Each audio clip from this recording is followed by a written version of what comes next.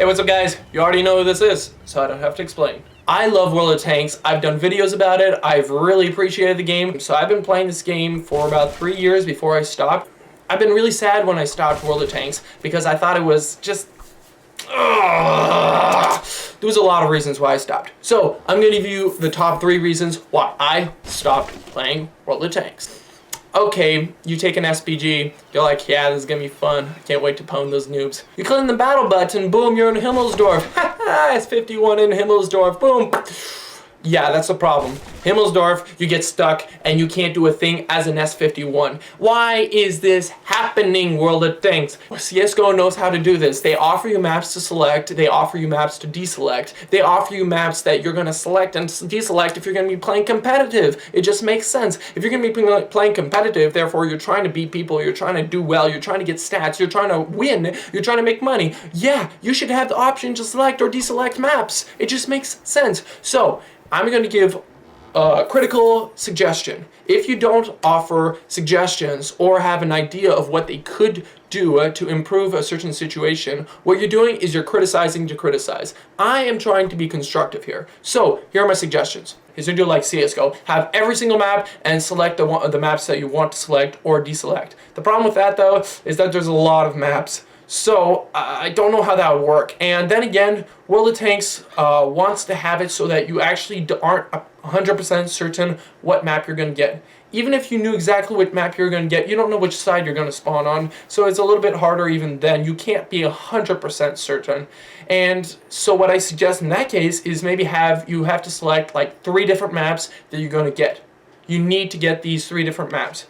You don't know which one you're going to get, but at least it's going to give some randomization. So at least if you know you got a light tank, you're going to get certain types of maps and you're going to know how to play already. So you can have an idea. And I think one of the problems is that Wargaming is maybe scared that everyone's always going to be playing the same maps, which is a guarantee. But then again, if you put that randomization of at least 3 different maps or something, But then again, why is that a problem to a certain extent? If they play the same types of maps, that means those maps are good. That means you built those maps well. That means the rest of them are...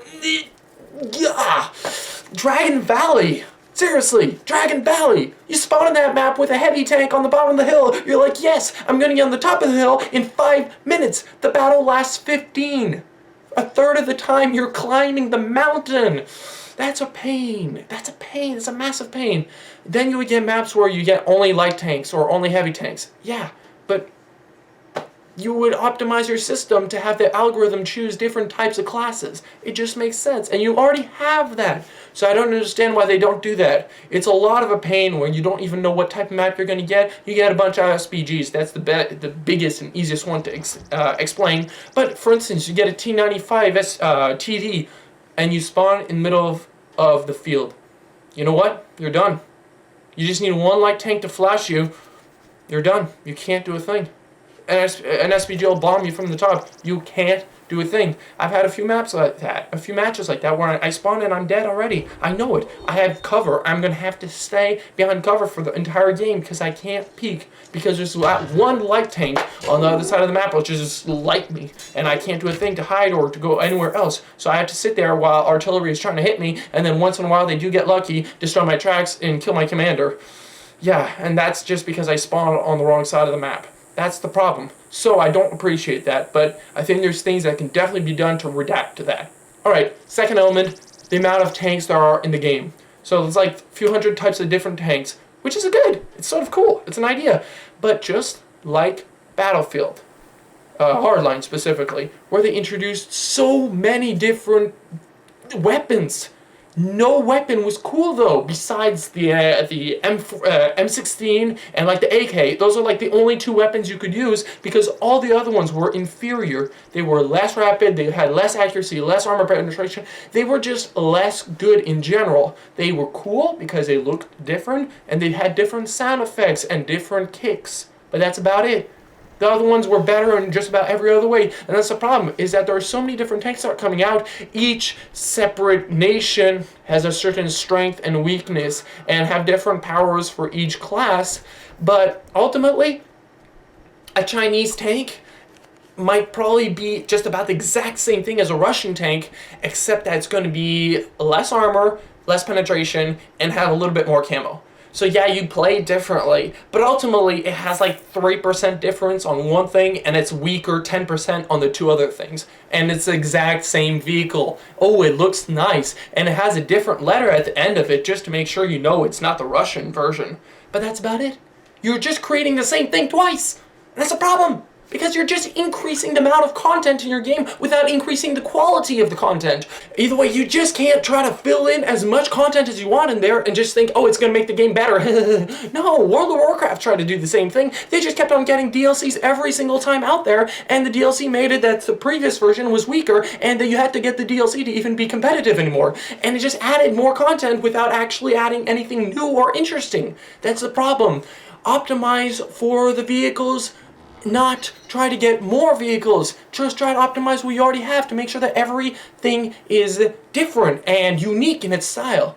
This also applies, something that really hurt me a lot personally, is how the older generations of tanks, so those are typically the generations of tanks that came first. So that would be the Mouse, for instance, feel weak. Now that the new tanks have come out, those tanks were developed by Wargaming, which I know they're from historical backgrounds, but if you want to follow history, you should be fighting M4s with a Tiger tank, which would totally destroy them, which originally that's how it was in the game, but they changed it because they saw it was going to be too OP. So you can't try to go, oh, I'm going to be historical, because some of the tanks are made in the 70s. For crying out loud, Type 59. Either way, I liked it actually. But you can't just start doing that. But the Mouse was developed with the idea of having a ton of armor and being slow like crazy, but having a decent, okay gun that actually could pen the majority of the tanks at the time of development. But at this point, we are stuck with tanks that it cannot pen.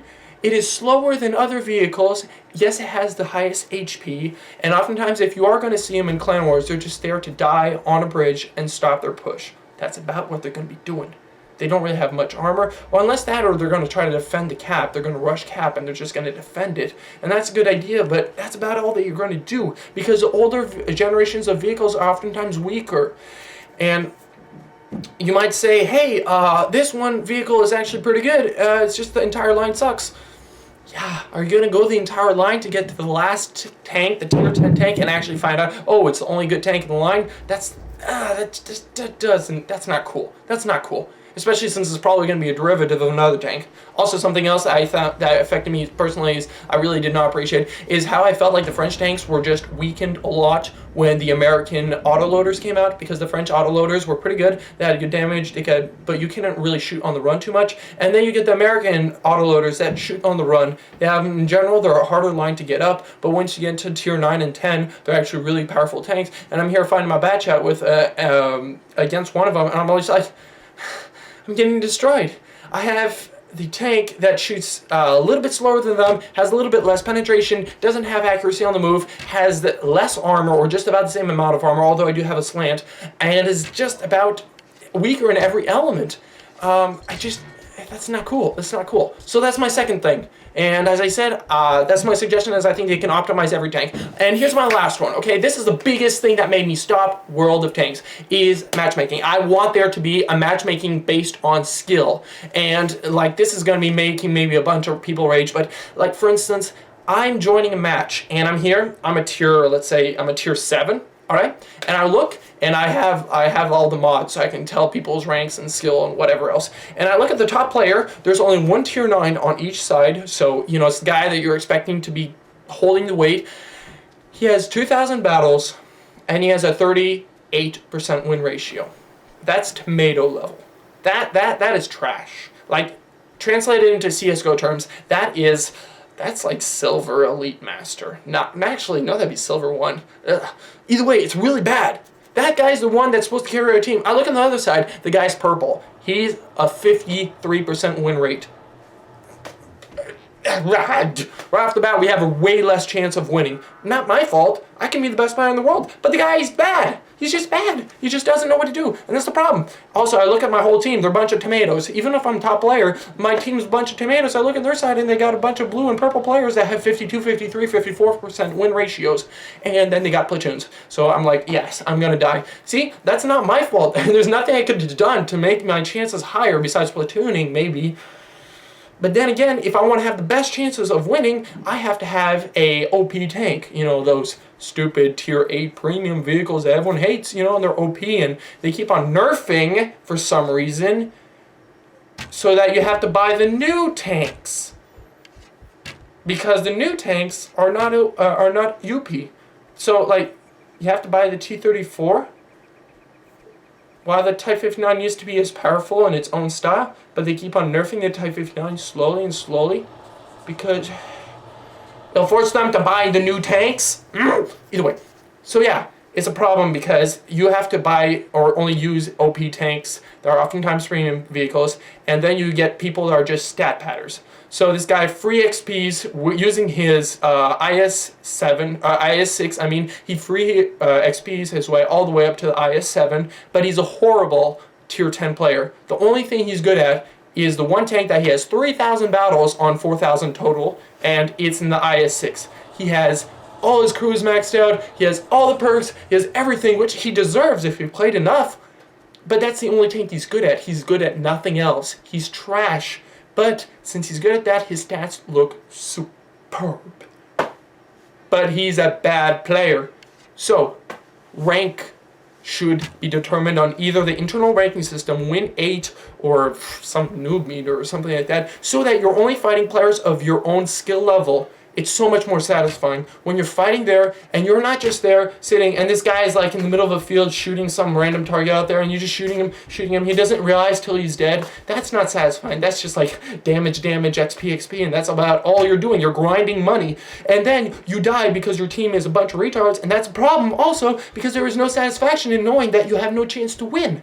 So, if you have a good team and you're fighting a good team, that is satisfying. I don't care if I lose. If I am a good team and they have a good team and we're fighting together, or against each other, and we are fighting well, you know, whoever wins or loses either had a worse strategy, just got unlucky, because at that point you guys are pretty much at the same level, 1v1, and you guys are pretty much the same skill level, you're going to win and lose alternately, but you just chose a bad strat, you got maybe unlucky, something, an SPG shell got lucky, or you just didn't have teamwork, and that's the biggest important element. The reason why you're probably going to lose if you had teams that were of equal skill level is because you didn't have teamwork. And that's what World of Tanks should be. It should be all about teamwork, not who has the player that has a 57% win rate and who has the other one that has a 38% win rate. That shouldn't be why you win or lose. Yes, I understand there are some turnarounds and some ways you can win against very hard situations, but that's not mostly going to happen. That mostly of the time, you just see and you're like, yeah, I'm going to lose. Because you have bad teammates. And that shouldn't be like that. Good players should play with good players versus good players. That's about it. Thanks guys for listening. If you thought this was interesting, true, or you disagreed in some way, post about it, like this video. I want to hear what you guys think. What are your suggestions? What did you think of my suggestions? In general, guys, thank you for watching. Peace out.